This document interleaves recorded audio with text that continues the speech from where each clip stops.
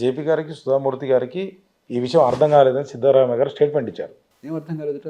అంటే మీకు అసలు ఈ కులగణన గురించి అర్థం కాలేదు ఇది అని. ఆయనకి రాజ్యాంగం అర్థం కాలేదు, నేను స్టేట్మెంట్ ఇస్తున్నాను. ఆయనకి పరిపాలన అర్థం కావట్లేదు, నేను స్టేట్మెంట్ ఇస్తున్నాను. That's all. అంటే ఉన్న సమాచారం ప్రకారం అయితే 1931 తర్వాత ఈ రోజు వరకు కూడా కులగణన జరగలేదు.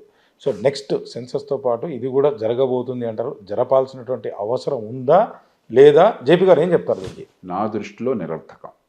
రాజకీయానికి కులం రంగు పొలిమి, కులం పేరుతో జన సమీకరణ చేసి ఏదో రకంగా నిజమైన మౌలిక సమస్యల నుంచి మనుషుల దృష్టిని మళ్లించి పబ్బం గడుపుతుందన్న ఆలోచన తప్ప ఏ రకంగా ప్రయోజనం ఉంటుందో ఒకసారి చెప్పనండి నాకు.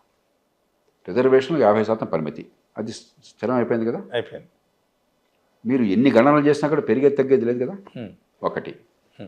రెండు, రిజర్వేషన్లు ఇచ్చినా కూడా విద్యను బాగు చేయకుండా, సంపాదించే శక్తిని పెంచకుండా, ప్రతిభ వికసించే అవకాశాన్ని ఇవ్వకుండా అభివృద్ధి జరగదు, ఉపాధి రాదు, బెదరిక నుంచి బయటపడరు, ఉపాధి రాదు.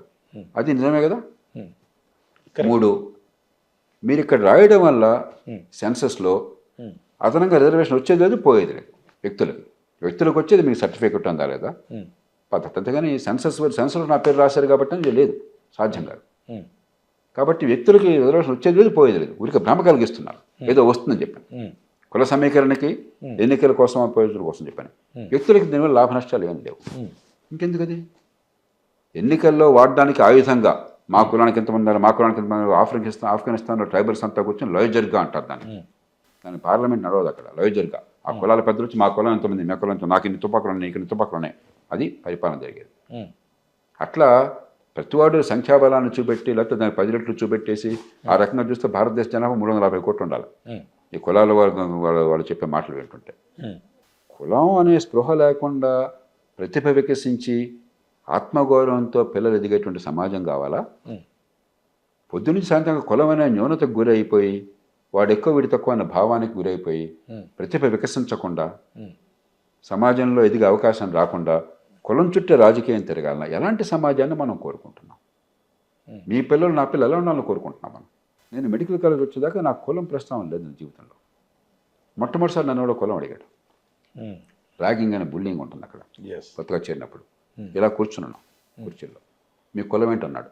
నాకు అసలు ఊహించలేకపోయాను, దాన్ని తట్టుకోలేకపోయాను. మాలా అన్నాను.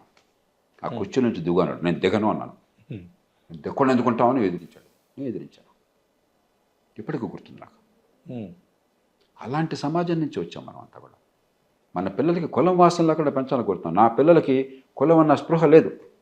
కర్మ కొద్దీ పత్రికలు, టీవీలు, సోషల్ మీడియా చూస్తుంది ఇప్పుడు ఏదో ఈ కులం అనేది తగలుతుంది. నా పిల్లలు ఒకరు ఇప్పుడు చాలా కాలం తర్వాత అడిగారు, మన కులం ఏంటని. ఎందుకు నీకు అని చెప్పి, ఎవరు కులం గురించి మాట నాకు అర్థం కావట్లేదు ఎంత అని చెప్పాను. అలాగే ఉండు, ఏం పర్లేదు, తెలియకదని చెప్పి. జేపీకి అంటే ఒక సూటి ప్రశ్న, ఎఫ్డీఆర్ కావచ్చు, జేపీ కావచ్చు. అంటే జేపీ అంటే ఈ 42% బీసీ రిజర్వేషన్కి సరే వాళ్ళు అనుకుంటున్నటువంటి కులాలు మీరు అనుకోవట్లేదు, ఇంటర్వ్యూలో చెప్పారు. సో వ్యతిరేకమా, అనుకూలమా, ఇది అనివార్యమా, అవసరమా, ఏం చెప్తారు? నేను అన్నీ ఇప్పుడే ఇలాగ చెప్పాను. ఇవన్నీ ఒక్క మాటతో చెప్పేవాడు. రాజ్యాంగ స్ఫూర్తి ప్రకారం నడవాలి, 50% పరిమితికి లోబడాలి. ఊరికి ఉత్సవ విగ్రహాల్లాగా ఏదో ఇచ్చామని డ్రామా ఆడటం నిజంగా స్థానిక ప్రభుత్వాలకు అధికారాన్ని ఇవ్వాలి.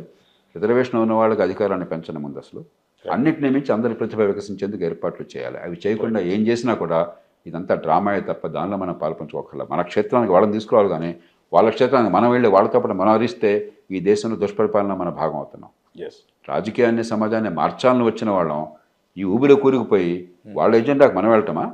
ఏ ఎజెండా ప్రజల కోసం ఆ ఎజెండాకి వాళ్ళని తీసుకురావటమా? విద్యను గురించి మాట్లాడమనండి, ఆరోగ్యాన్ని గురించి మాట్లాడమనండి, చట్టబద్ధ పాలన గురించి మాట్లాడమనండి. దానికి అనుకూలంగా కాదు చెప్పనండి దమ్ములుంటే. అది లేకుండా ఎలా సమాజం మారుతుందో చెప్పనండి నాకు. అది నిజమైన సమస్య, అంతేగాని ఇది సమస్య కాదు. రైట్. అది ఎఫ్డీఆర్ కావచ్చు, జేపీ గారి వాదన కావచ్చు. మరో ఇంటర్వ్యూలో డైరెక్ట్ ఎలక్షన్ గురించి మాట్లాడేటువంటి ప్రయత్నం చేద్దాం సార్. నమస్కారం.